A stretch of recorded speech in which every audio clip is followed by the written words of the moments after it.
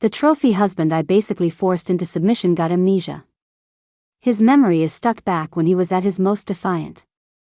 Inside the hospital room, he was shouting. How could I ever be some woman's lapdog? I want a divorce. I happily agreed. But when it came time to go to the courthouse, he was a no-show. The divorce date got pushed back again and again. Finally, I'd had enough and stormed over to his place. I walked in just in time to see him crying his eyes out to one of his buddies. Can you go file the papers for me? I'm scared if I see her again, I'll just fall for her all over again. When I got the message, I rushed over to the hospital. Before I could even catch my breath, a pillow came flying out of the room. And of course, it hit me right in the face. Luke's suicidal ranting followed close behind. No way. There's no way I'd be some woman's lapdog. Even if she were a goddess, I'd never stoop that low. Even with amnesia, there's no way I'd forget my own wife. That just means you don't love her. I want a divorce. A vein throbbed in my forehead. Clenching my jaw, I pulled the pillow off my face and clicked my way inside on my high heels. The buddies gathered around Luke's bed all froze. One by one, they plastered sycophantic smiles on their faces. Hey, you're here. Luke's a dumbass, he's got amnesia. He's just talking crazy, don't take it to heart. I'll just hit him with my car again later. Maybe that'll knock his memory back into place. Luke, having just finished his tirade, was now pointedly staring out the window. His head was wrapped in bandages, and his hair was completely shaved. He looked like a hard-boiled egg with a face drawn on it. It was hilarious. The hard-boiled egg crossed his arms, his voice cold and dismissive. Stop acting, He turned his head as he spoke, but the words caught in his throat when he saw me. His eyes went wide. His pupils dilated. His ears turned visibly, rapidly red. Luke reached out a hand, his gaze darting away, not daring to meet mine. He stammered, hi. Do you have a boyfriend? I had to laugh. His buddies instantly shut their eyes. Pure despair. I pulled a chair over to Luke's bedside and sat down. I just stared at him for 2 solid seconds. My gaze made him flustered as Adam's apple bobbed nervously. He rubbed his smooth scalp, embarrassed. I probably don't look great right now, huh? Don't worry. I'm really handsome when I have hair. I smiled sweetly and asked, I heard them say you have a wife. The expression on Luke's face immediately soured into disgust. His brow furrowed in displeasure. Not for long. I'm divorcing her the second I get out of here. I raised an eyebrow. What if your wife doesn't agree? Then I'll take her to court. You can't force love. She's getting this divorce whether she likes it or not. Fine. I grabbed my bag and left. The hospital room was left with a beaming, confident Luke. And his buddies, who looked as numb as if they'd just died. I went home. I took some time to dig something up. It wasn't until nightfall that Luke, having finished all his checkups at the hospital, finally came back. He was still grumbling at the front door. So this is the house I share with that woman? Doesn't look like much. Hey, what does she even look like? Why didn't she come to the hospital to see me all day? I let out a cold snort. I couldn't wait to see his reaction when he opened the door. His buddies had long since given up on him. They grabbed his finger, pressed it onto the fingerprint scanner, and watched him open the door before quickly making their escape. They were terrified I'd fly into a rage and take it out on them. Luke's brow was furrowed in a deep frown. He walked in, his lip curled in a sneer. Then, he looked up. Our eyes met. Luke's jaw dropped open wide enough to fit an egg. He looked both shocked and delighted. What are you doing here? Did you come looking for me? The idiot really did scramble his brains. I narrowed my eyes and asked with a smirk, want to try that again? It finally dawned on him. Shock. You're my wife? Not really. Not for long. We're getting a divorce. I slapped a stack of papers down. Take a look. Luke's face paled. He shuffled over slowly. What is this? A tyrannical contract. One I'd forced him to sign back when I was in my forcefully loving him phase. I first saw Luke in a bar. He was in college back then, classes during the day, work at night. Later that night, someone wanted him to work a little overtime, make some quick cash. He wasn't interested. He smashed a bottle over the head of some greasy old guy who was trying to get handsy. The manager told him to apologize. He wasn't interested in that either. He just stood there, a pillar of righteous indignation. Basically, a stubborn mule. I watched the whole thing unfold, found him interesting, and stepped in to help. But then the kid turned around and started yelling at me, too. He said my money was dirty. You're all cut from the same cloth. I was so mad I had to laugh. Apparently, I was no different from the greasy old man who'd been harassing him. The only real differences were that I was rich, beautiful, and fundamentally a decent person, just with a terrible personality. I'd had my share of college guys like Luke, at least 3 or 4, and they were all calling me baby and honey from day one. I'd never encountered this defiant, virtuous type before. So I decided to have him, too.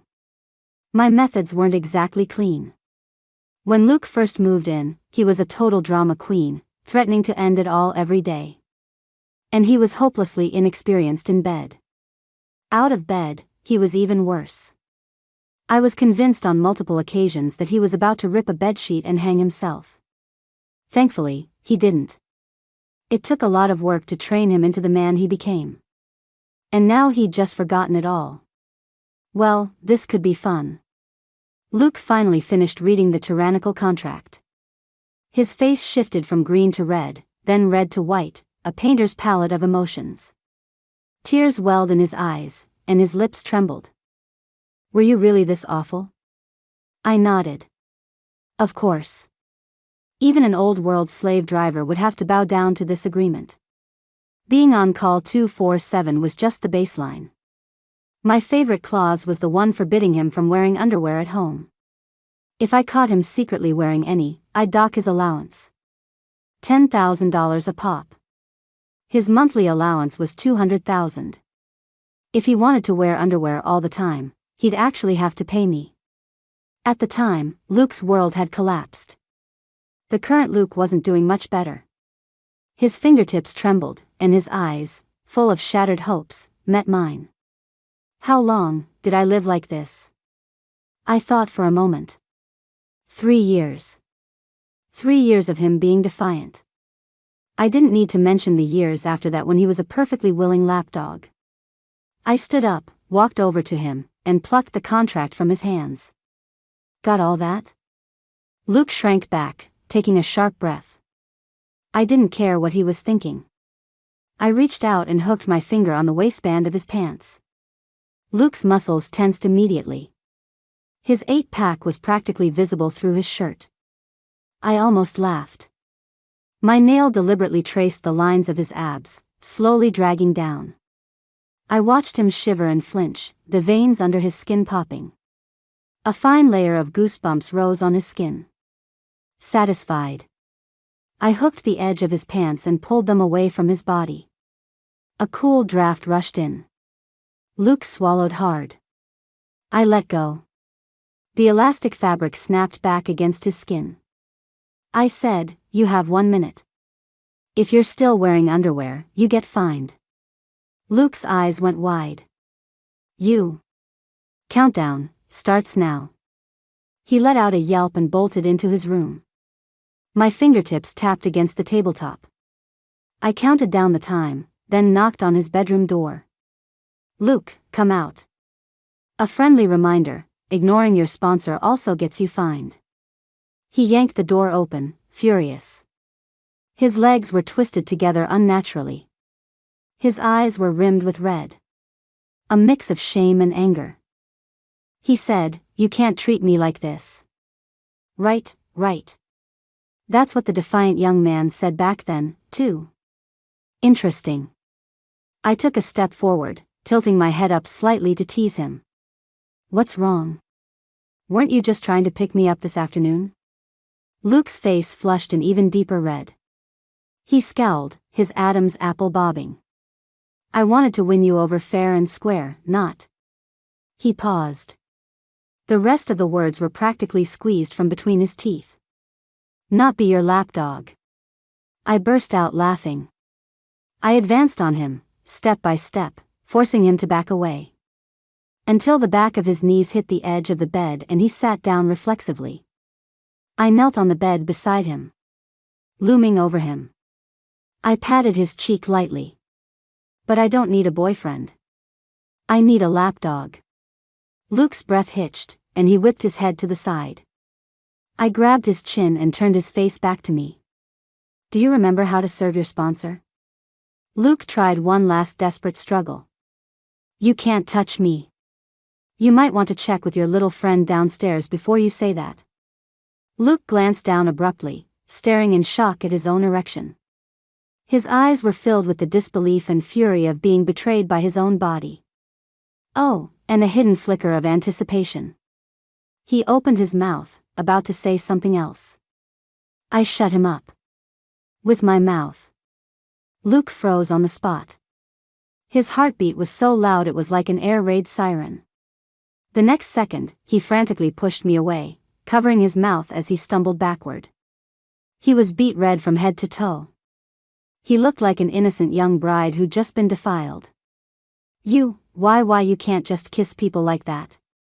Luke, did you get amnesia or did that fall just make you an idiot? I'm your sponsor. Disobey me and you get fined.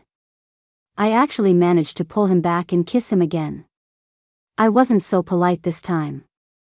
I used my tongue. Luke's amnesia was so thorough he'd even forgotten how to breathe during a French kiss. I whispered a reminder, breathe, you idiot. He snapped out of his trance. But he still didn't know how to breathe. I'd heard that holding your breath for too long starves the brain of oxygen and makes you dumber. Reluctantly, I pulled away. I reached around and slipped my hand under his waistband to give his ass a squeeze. Nice. The underwear was gone. He was being obedient, at least.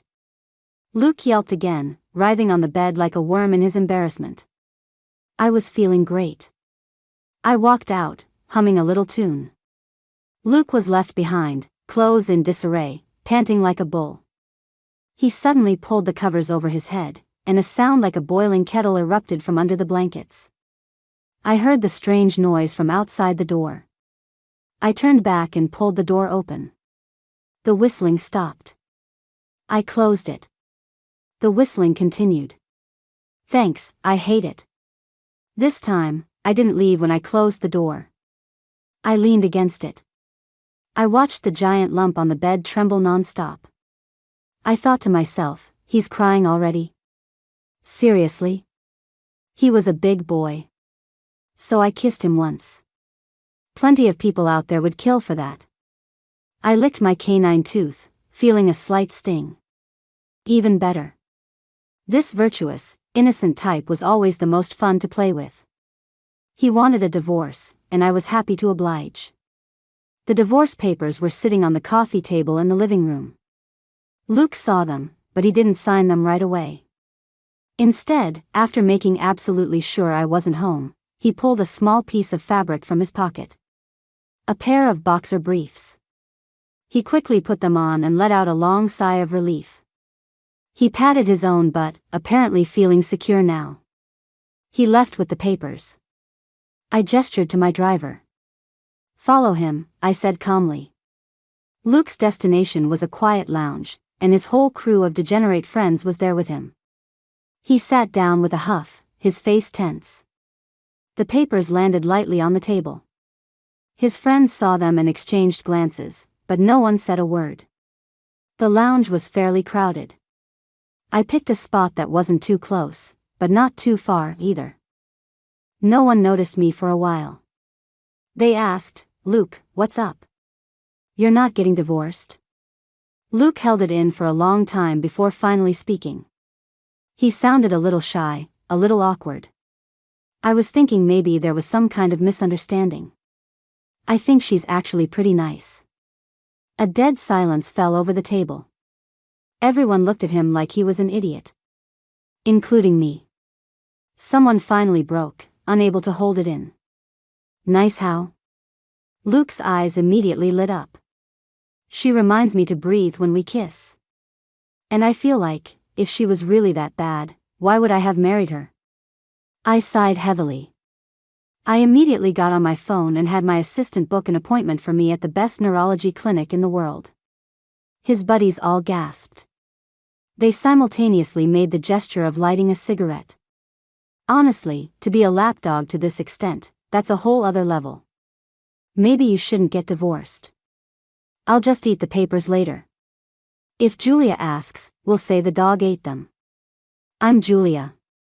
Luke was not pleased with their reaction. Hey. Am I supposed to be her lapdog forever? Didn't we have any tender moments? Does her not letting you wear underwear at home count? The guy who said this had a world-weary look on his face. Then he snapped back to reality. He scanned Luke's ass judgmentally. Did you wear any when you came out today? He looked like he was about to try and pull Luke's pants down. Luke almost jumped out of his skin. I did. Boxer briefs. Gray.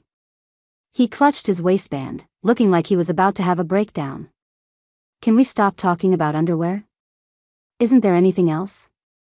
The others. Of course there is. No underwear at home is one thing.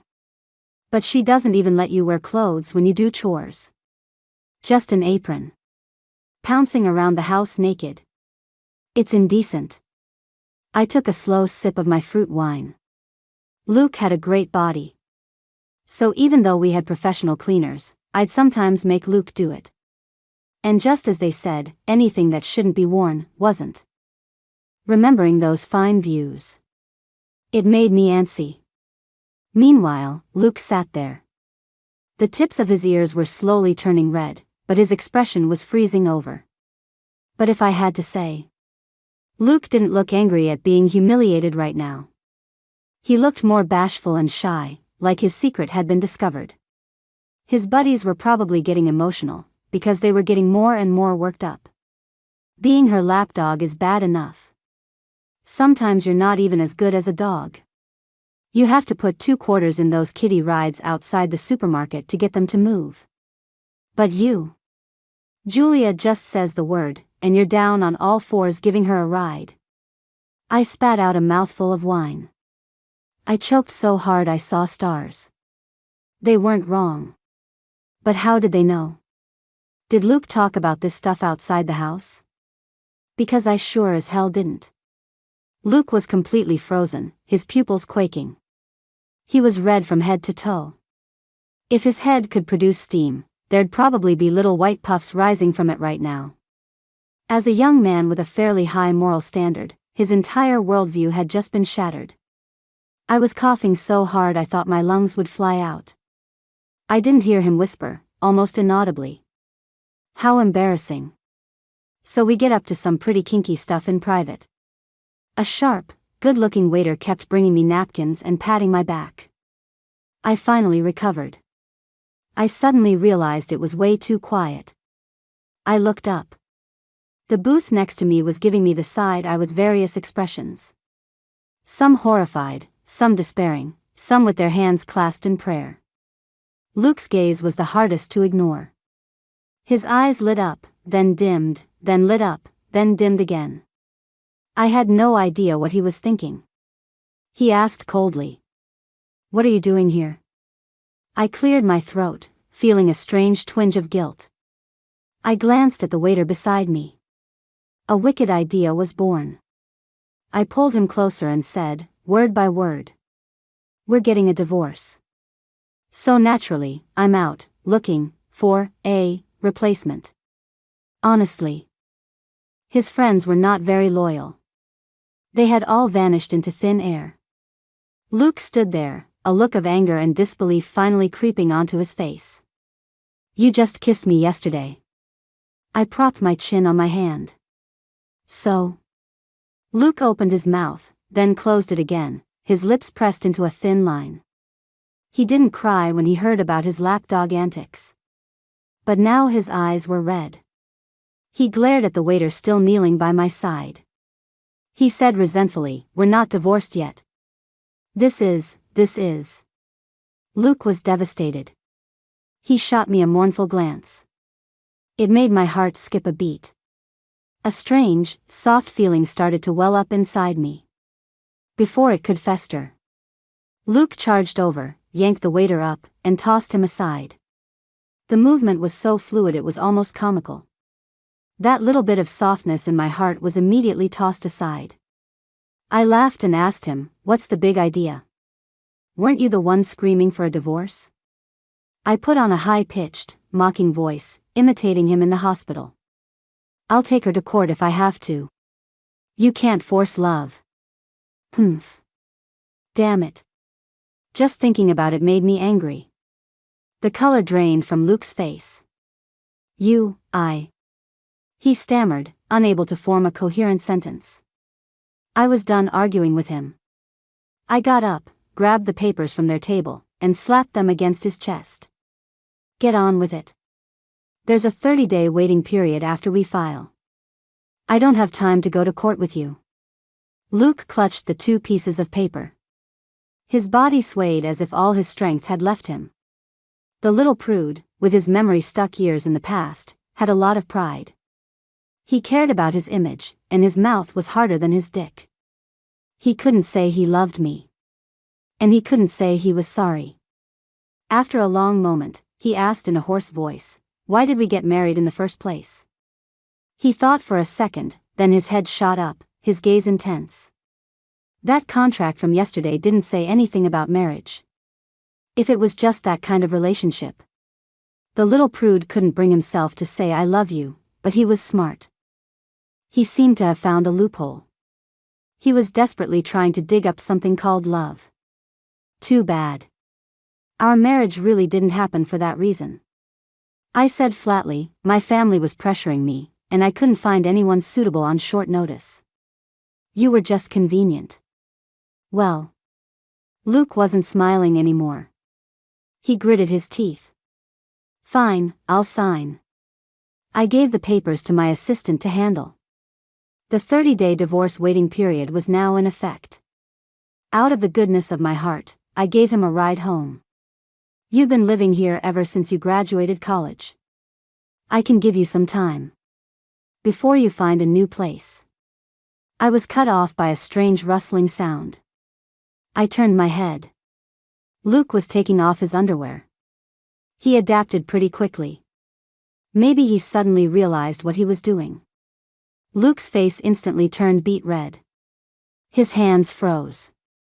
His underwear was stuck around his knees, and he didn't know whether to pull them down or pull them back up. The air grew thick. The tense, combative atmosphere from the lounge was completely gone. Now there was only a modern-day prude in utter despair. And me, trying so hard not to laugh that my mouth was twitching. Perhaps sensing my gaze. Little Luke, right there in the open air, began to tremble and, very unhelpfully, stand at attention. I saw it and let out a teasing laugh. Humph. Luke shuddered. A huge bead of sweat rolled down his temple. The veins on his arms bulged. He turned a whole new shade of red, practically glowing. I thought I could hear a primal scream from a distant age. Or maybe it was just Luke's internal monologue. His ears bright red, he stared intently at the floor, searching for something. Oh. A hole to crawl into. I was already dying of laughter on the inside. But my face remained impassive. Move out once you find a place. And with that, I left. Leaving him with nothing but my cool, aloof back. A little while later, I peeked out of my room. Luke was still standing in the entryway. In the exact same position. Like a statue. The shock must have spurred him on, because Luke found a new place very quickly. He was moved out within 2 or 3 days. He even did it while I was at work, when I wasn't home. He made a big show of deleting his information from the fingerprint lock. I ignored him. Coincidentally, work was swamped these last few days. I was too busy to even go home. Today, the workload finally eased up. I rolled my stiff neck and buzzed my assistant on the intercom. Find me one of those things for physical relaxation. What was it called? The word was on the tip of my tongue, but I just couldn't remember. Luckily, my assistant was on the ball. Of course, I'll book you an online. I didn't have time for that. I frowned and cut her off. Book something in person. And have it sent to my house today. Assistant understood. It was rare for me not to work late. I drove home. When I saw the figure standing by my front door, a smile unconsciously tugged at my lips. Luke was leaning against the door, arms crossed, pouting. I had no idea how long he'd been waiting. When he saw my car pull in, his eyes lit up, and he instantly straightened up, only to quickly slump back against the door, feigning impatience. What took you so long? Me, can I help you? Luke cleared his throat, looking awkward. I left something here. I had no idea what he left. And I didn't dare ask. I sat on the sofa, propping my head on my hand, and watched Luke go in and out. He was holding 2 ratty old pajamas and made several trips. Every time he passed me, he'd shoot me a look, make a tisk sound, and then walk back. I, for one, was ignoring him. The doorbell rang suddenly. The massage chair I'd asked my assistant to order had arrived. I'd only just remembered the word for it on the drive home. My longtime assistant was very reliable. So I opened the door. And found myself face to face with a man in a pink maid outfit and cat ears. My pupils dilated in shock. What the hell? What kind of physical relaxation did you think I meant? Is this really the kind of total pervert my assistant thinks I am? Who is it? You've been standing at the door for ages. Luke peeked out from behind me, a mix of curiosity and suspicion on his face. Pupil dilation. He looked at me, then at the cat-eared man still half crouched on the ground. I instinctively wanted to explain. I had just opened my mouth. Luke gritted his teeth, his voice breaking into a sob. Julia, you're too much. You invited him over, so why did you make me come too? I had to laugh. Sometimes having a terrible personality really isn't a good thing. Seeing Luke with tears welling up in his eyes again. It just made me want to bully him more. I said with a wicked grin, what are you so worked up about? Nothing's even happened yet. What else are you planning to do? Whatever I can, I guess. Come to think of it. It had been a while since I'd had some fun. A certain virtuous young man shrieked if you touched him and could suffocate himself with a kiss. Let alone doing anything more. It was a shame. Luke was actually pretty big. My eyes drifted down to his crotch. I suddenly asked, are you wearing underwear today? When he realized what I meant, he completely lost it. Julia, what are you implying? Don't tell me you want a threesome. Let me tell you, I'm not that kind of man. I clicked my tongue. No, I was just asking. If you are, you owe me $10,000. The divorce papers were signed. But that tyrannical contract was still in effect. But Luke wasn't listening to a word I said. He blinked, and 2 streams of tears rolled down his cheeks. I froze. Come to think of it. This was the first time I'd ever actually seen Luke cry. He sniffled, his eyelashes wet with tears. Julia, how can you be such a horrible woman? Ouch. That was enough to make anyone's heart soften a little. Maybe I should comfort him. The thought had barely formed. Luke reacted even faster than I did. He let out a whimper and ran for it. He was so fast, you'd think he was afraid I'd chase him. The cat-eared man in front of me batted his eyelashes and jingled the bell around his neck. Mistress, shall we begin our physical relaxation? I let out a long sigh. I went to the storage shed and found a chainsaw for trimming the hedges. I handed it to him. Go mow the lawn in the backyard. The cat-eared man in the pink maid outfit? Confused, but he did as he was told. He was in the backyard, whimpering as he mowed the lawn. I pulled up a sun lounger and watched. It was actually pretty stress-relieving. Luke disappeared again. This time, he was gone for a long time, and completely. Not like last time. He said he'd moved out, but he'd still swing by my house every now and then to make his presence known. Counting the days, the 30-day divorce waiting period was almost over. I had my assistant remind him. The response I got was, he knows, he'll be there on time. Like hell I believed him. That little prude didn't have an honest bone in his body. He stood me up again. This was the third time. Did he think I was so bored I had nothing better to do than play house with him every day? I stood in front of the courthouse, fuming. My assistant chimed in at the perfect moment. The top neurosurgeon we booked an appointment with is coming to the city on business soon. Should I? I waved her off. No need. That idiot won't need it for the rest of his life. I knew where his new place was. His buddies had told me. I gave my assistant the day off. I drove over myself, ready for war. Luke! Get your ass out here. I heard noises from inside, but no one came to the door. I noticed his door had a keypad lock. On a whim, I typed in my own birthday. The door opened. Well, half of my anger did dissipate. When I walked in, the other half vanished too. Luke was collapsed on the living room floor, hugging his buddy and sobbing his heart out. Can you please go file the papers for me? I'm scared if I see her again, I'll just fall for her all over again. Julia is such a player, she doesn't like me at all, wah. His buddy had a completely numb expression on his face. I could only imagine how many times he'd heard this recently. I leaned against the doorframe and called out, Luke. Luke froze. Then he shifted positions and kept crying. I'm even hearing things now. There's no way Julia would come looking for me. She's probably busy playing with those hot cat boys right now, wah. So noisy. I strode forward and clamped my hand over his mouth. Shut up and look who it is. Julia. Luke instantly let go of his friend. His friend, looking half dead, crumpled to the floor with a thud. He cursed, damn it. Luke, are you even human? My legs are totally asleep from you crushing them. Luke didn't care. He pouted and shrank back. What are you doing here? To drag you to finalize the divorce, of course. Luke, I'd rather be hearing things.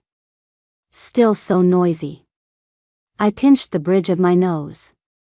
I was suddenly thinking that seeing a neurosurgeon might be a very good idea after all.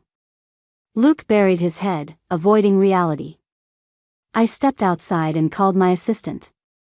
I told her to go ahead and book that doctor. Assistant, perfect. His team actually requested a meeting with you. Well, no time to waste then. I didn't have time to deal with Luke. I drove straight off. When I saw the person in the office, I lit up. Leo. My older brother. I hadn't seen him in about 4 or 5 years. He'd been studying in Germany. The 3 years he was in Germany were the 8 years of my life I didn't see him. Leo pointed to the ID badge on his chest. He tilted his head up slightly. I let out a gasp of awe. Don't tell me you're that top-tier doctor. The standards must have really dropped.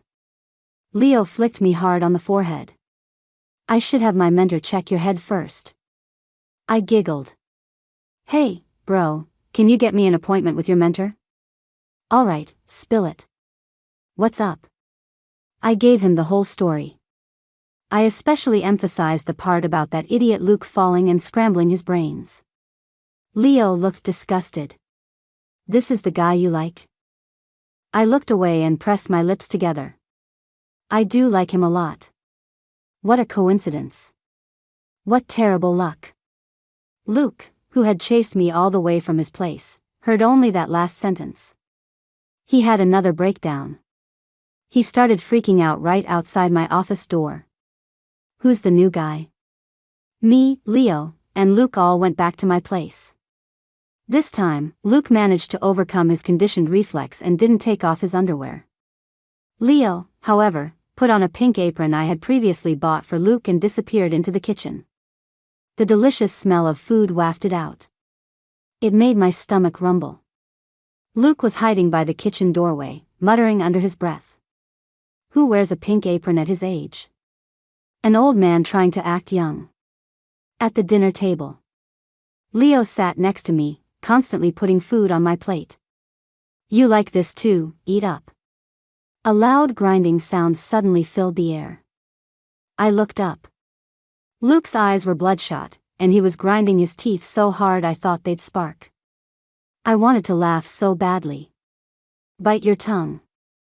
Hold it in. Luke put down his chopsticks. Julia, who is he? Leo answered before I could. Who do you think, Mr. Ex-husband? Damn it. Seriously. Leo's image was completely different from all the pretty boys from before. Setting aside the fact that he was my brother. An elite doctor who'd studied abroad. He was enough to make Luke feel threatened. Remembering what Leo had said earlier, that he wanted to test this silly boy. I didn't deny it. I just sat back and enjoyed the show. Luke looked Leo up and down. He said slowly, and what's your last name, Mr. Replacement? Damn it. What a divine nickname.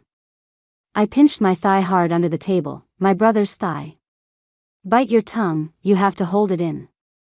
My brother sucked in a sharp breath of pain. Smith. Luke scoffed. Sounds like a name that's destined for bankruptcy. Dr. Smith, you studied abroad? You're not getting any younger. Can you still hold a scalpel steady?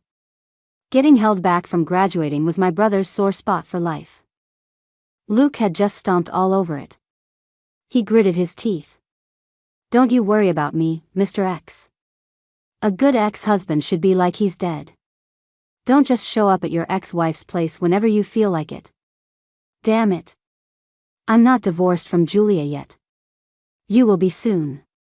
Leo smiled, his eyes curving, and put another piece of food on my plate. I learned to make this while I was abroad. See if you like it. I wanted to eat it. Luke didn't give me the chance. He was so angry he nearly slammed his hand on the table. Dr. Smith, you work hard. At your age, you should take better care of yourself. Those crow's feet are getting hard to hide. Julia doesn't like old men. Leo shot him a cool glance. What's wrong with being a little older? Older men know how to take care of someone. Not like you, who doesn't know anything. Luke immediately retorted. What don't I know? What do you know? Do you know what Julia likes to eat and what she doesn't? Do you know her favorite color? Do you know the brand of women's cigarettes she keeps in her office? With every question Leo asked, Luke's face grew a shade paler. It wasn't that he didn't know. He'd been a very diligent kept man and husband for years. When it came to these things, he knew more than Leo, not less. But he had amnesia. Luke looked at me pleadingly, his eyes filled with obvious confusion and helplessness. He really had lost a very important part of his memory. I kept my eyes half closed, avoiding his gaze. After a moment, he murmured, I know her birthday. Leo laughed coldly. Julia's name is on the Forbes list. Her birth date is a quick search away on Wikipedia. It's public knowledge. Is your knowing really that valuable? Oh, right, I heard you have amnesia, didn't I? Then you should abdicate gracefully. All the color had drained from Luke's face. As if to psych himself up, he said, I just have amnesia, it's not like. I guessed he wanted to say, it's not like I don't love her anymore. But he didn't say it. I continued to play dumb. Besides, he was the one who had been screaming for a divorce in the hospital. And Leo wasn't about to let him off easy. Not like what? Forget it. Just have the decency to get lost. Luke's hands, hanging at his sides, clenched into fists.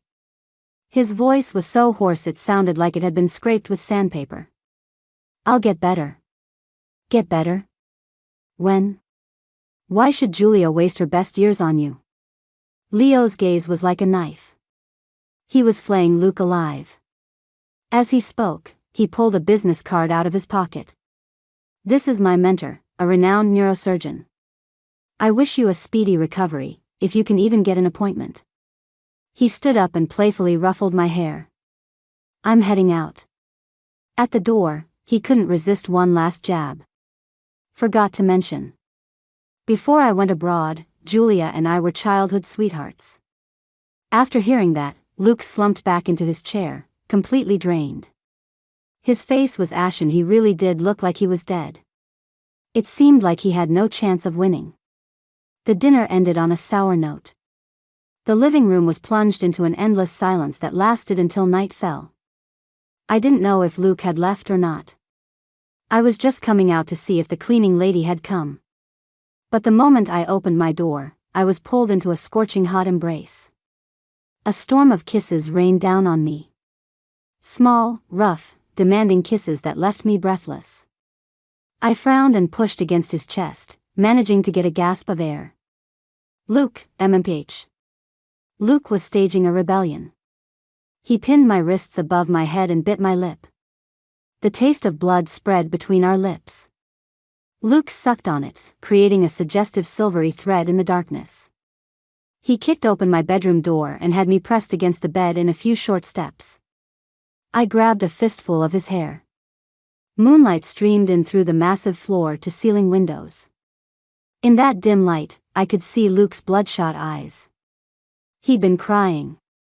I reached up and touched the corner of his eye. I sighed internally. Sure enough.